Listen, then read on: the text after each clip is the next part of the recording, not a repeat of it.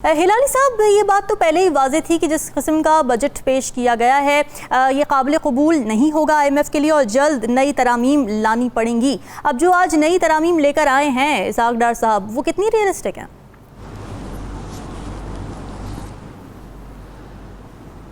बिल्कुल सही कहा आपने। 200 ट्रिलियन रुपयों का फ़र्क था।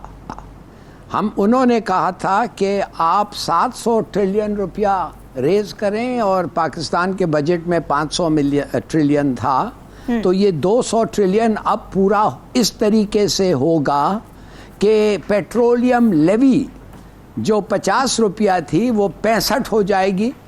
और सुना ये है कि रियल एस्टेट पे भी टैक्सेस लगेंगे और कंस्ट्रक्शन इंडस्ट्री पे और साथ साथ रिटेल स्टोर्स पे भी टैक्सेस लगेंगे। तो मेरे ख्याल में जो ये अगर यही होना था तो शुरू में कर देते। ये ड्रामा का क्या ज़रूरत था? 3 खत, 1 मीटिंग, फिर भागे भागे फिर जाते थे, आज कल फिर मीटिंग हो। अगर आपको 200 ट्रिलियन और टैक्सेस में रेज करना था और IMF उनसे हट नहीं रही थी, तो क्या ज़रूरत था इतने सारे मीटिंग्स और ये किस्म का ड्रामा? पहले से आप अग्री कर लेते।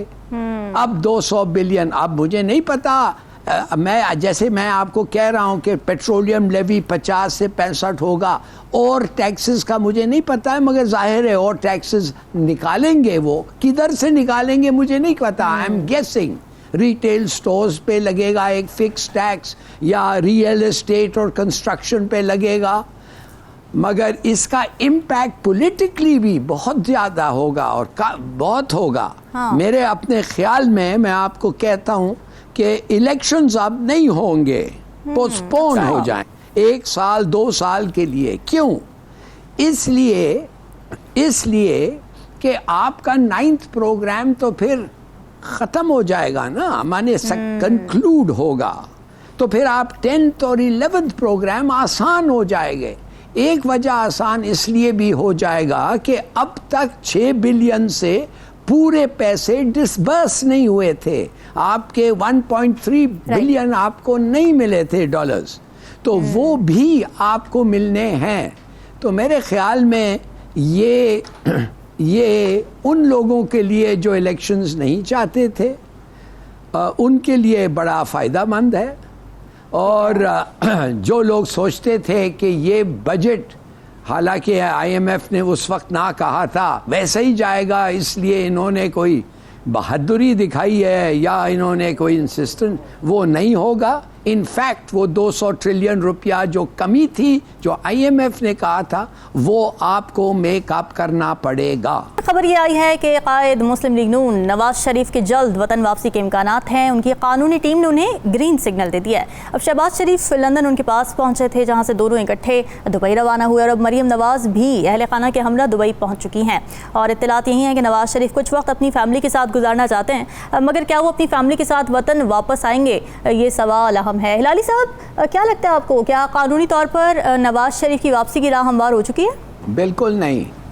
अच्छा। वो नहीं आएगा इसलिए कि उसको वो किस्म की सिक्योरिटी अश्योरेंस नहीं मिला है, ना उसका भाई उसको दे सका है कि तुम आ जाओ वापस, तुम्हें कुछ नहीं होगा। वो अभी तक उनको नहीं मिला है। देखिए, मेरा जो परसेप्शन है, ये क्या खेल हो रहा है, ये एक और पोकर का गेम हो रहा है। देखिए, पोकर का नहीं, पोकर चलो एक गेम है, this is a disgraceful game जो इस वक्त हो रहा है। वो क्या है? नवाज शरीफ बेसिकली कह रहा है, सिग्नल कर रहा है PTI को कि मैं तैयार हूं तुम्हारे साथ बात करने के लिए। किस पे? पॉलिटिकल रिफॉर्म्स पे मैं बात करने के लिए तैयार हूं। अच्छा। और किस पे? और किस जमहूरियत पे? मैं ये ट्रायल्स जो हो रहे हैं, ये जी नहीं, देखिए ना, सुनिए तो सही। मैं एक होगा किस पे? पॉलिटिकल रिफॉर्म्स पे, वफाकी जमहूरियत अगर आप कहना चाहते हैं, ठीक है। दूसरी बात जो होगा किस पे होगा? मिलिट्री कोर्ट्स पे। मैं मान जाता हूँ military courts, minimum trials civilians का नहीं होना चाहिए। अच्छा, मगर और तुम्हें मेरे कंडीशंस हैं, मगर पीटीआई को कौन से कंडीशंस हैं? पीटीआई का कंडीशंस ये हैं कि सर्वाइवल के लिए, अपने सर्वाइवल के लिए, अगर उनके सर्वाइवल के लिए नवाज शरीफ सपोर्ट करे तो फिर इन दैट केस तो अच्छा हो जाता है ना। मगर इस खेल में पीटीआई क्या होगा? पीटीआई फिर इनको एनआरओ देगा, है कि नहीं? अच्छा, और एनआरओ देगा तो उसके माने कि जो लेकिन हिलाली साहब पीटीआई कैसे एनआरओ देगा? पीटीआई तो इस वक्त इख्तिदार में नहीं है ना। टॉक्स में जा रहे हैं। हाँ भाई, पीटीआई एग्री करेगा कि तुम वापस आओ, केसेस ड्रॉप हो जाएंगे, मगर तुम पॉलिटिकल रिफॉर्म सपोर्ट करो, सिविलियंस को मिलिट्री कोर्ट्स में नहीं ट्राई करो, ये होगा। भाई डोंट यू नो ये दो एक के पीछे कैसे लगे हुए थे, पीएमएलएन और पीपीपी, फिर मिसाके जमहूरियत हो गया ना। मिल के लंदन में दे एग्रीड। ये तो नफरत करते थे, एक से पेट चीर रहे थे, काट रहे थे, पता नहीं क्या क्या हो रहे थे। तो दूसरी बात ये है कि शहबाज शरीफ खुद उसको अश्योरेंस अभी तक नहीं दे सकता कि अगर तुम आओगे तुम्हें कुछ नहीं होगा। तो लिहाजा दुबई के बाद ये लंदन जाएगा, लिहाजा ये नया एक गेम मेरे ख्याल में शुरू हो रहा है। और दुबई में होना आसान है, इसलिए उधर कोई भी आ। क्या वजह है कि हमारी कुर्बानियों को अब तक अमेरिका एक्नॉलेज करने से कासिर है?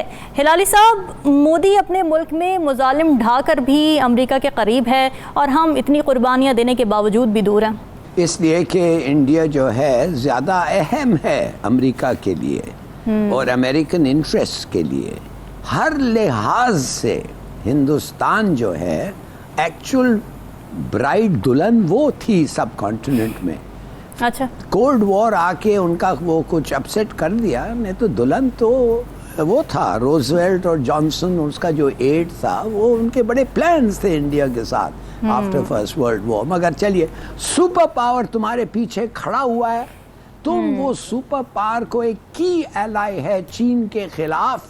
हाँ, तो आप मुझे बताएं ये क्या हो रहा है?